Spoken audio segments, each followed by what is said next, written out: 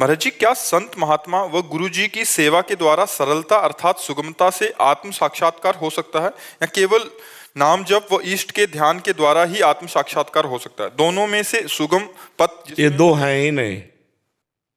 गुरु अगर अपनी सेवा में, शरीर सेवा में लगे हैं तो हमें फिर अन्य कोई साधन की तरफ देखना नहीं है।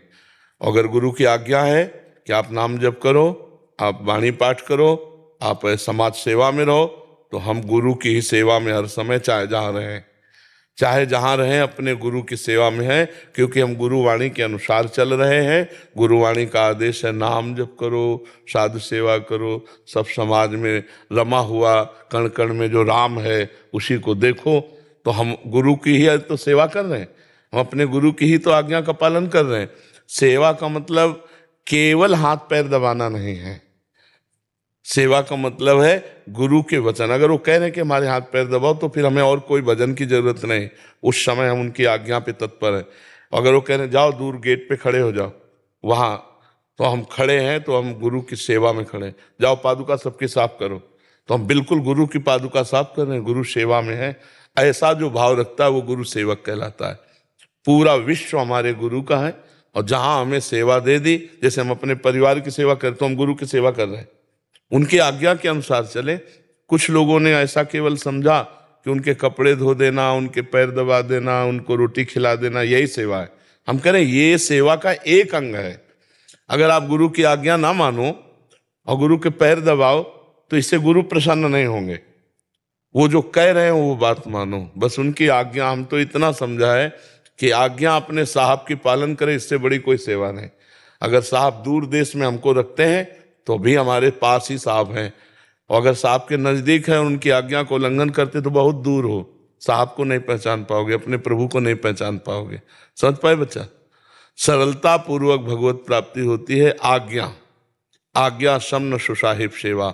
अब जो ही कहें करें हम सोई, आयस लिए चले निज दासी, मन क्रम वचन त्रिशुद्ध सकल मत हम श्री हित हरिवंश उपासी। हमारी वाणी जी में कि जो हमारे गुरुदेव आज्ञा करते हैं बस उसी के अनुसार हम चलते हैं, उनकी दास है। उनकी आज्ञा के बिना हम मन वचन कर्म से कुछ भी नहीं कर सकते। हम मन से वही सोचेंगे जो गुरु आज्ञा है, वाणी से वही बोलेंगे जो गुरु आज्ञा है, शरीर से वही करेंगे जो गुरु आज्ञा है। हो गया, वो परमेश्वर को प्राप्त हो जाएगा, वो परमात्मा को प्राप्त हो जाएगा। गुरु चरण रज क्या है? उनकी दासता। उनकी दासता क्या है? उनके वचन जो उन्होंने आज्ञा करी, ये बात समझना होगा। जैसे अपने यहाँ गुरुजनों ने कहा ग्रंथ साहब को ही गुरु माना जाए, तो ऐसे ही जितने हमारे गुरुदेव हैं उनकी वाणी ही हमारा मार्गदर्शन है, वही हमारी गुरु सेवा है।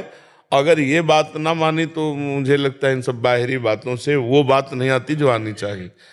गुरु वही है जो सब में परमात्मा को देखता है, सब में परमात्मा को देखता है। देखो ना, मारने वालों में भी वो अपने प्रभु को देख रहे हैं। आपको बात माननी पड़ेगी, आपको चलना पड़ेगा, आपको भजन करना पड़ेगा, गंदी बातें छोड़नी पड़ेंगी, गंदा भोजन छोड़ना पड़ेगा, अच्छे आचरण में आओगे तब बात बनेगी। तब कहा जाता है गुरु कृपा, वाहे गुरु बहुत कृपा। हम श्रद्धा और विश्वास का ये व्यवहार दिखाते हैं, असली बात है गुरु की बात मानना। एक बार एक गुरु जी के शरीर में बहुत दर्द था, तो शिष्य से कहा बेटा पैर से चढ़ के दबा दो। तो उन्होंने कहा अरे गुरु जी हम ऐसा कैसे कर सकते हैं, हम कभी नहीं कर सकते, भला तुम्हारे लात मार सकते हैं। बोले जवान में लात मार दिया, शरीर में मारने में क्या था? जब आज्ञा पे लात मार दिया, शरीर पे क्या था? अच्छा दूसरी बात, शिष्य का शरीर समर्पित है गुरु को। अगर गुरु जी कह रहे हैं पैर से चढ़ के दबा दो, तुरंत चढ़ जाते हैं हम, उनको सुख मिलेगा। उनको सुख मिले तो उनका जीवन है, उनके लिए जीवन है। पर यह बात समझना थोड़ा कठिन होता है। तो हमें लगता है कि गुरु आज्ञा का पालन करे, यही गुरु सेवा, इससे बढ़कर और कोई सेवा नहीं है। जरूरत है गुरु को, आज्ञा कर देते हैं कि हमारे चरण दबाओ तो दबा देते हैं, नहीं तो जो हुक्म है उसके अनुसार हम चलते हैं। हमारा जीवन गुरु आज्ञा पे है तो हम गुरु सेवा में हैं। समझ पाए बच्चा?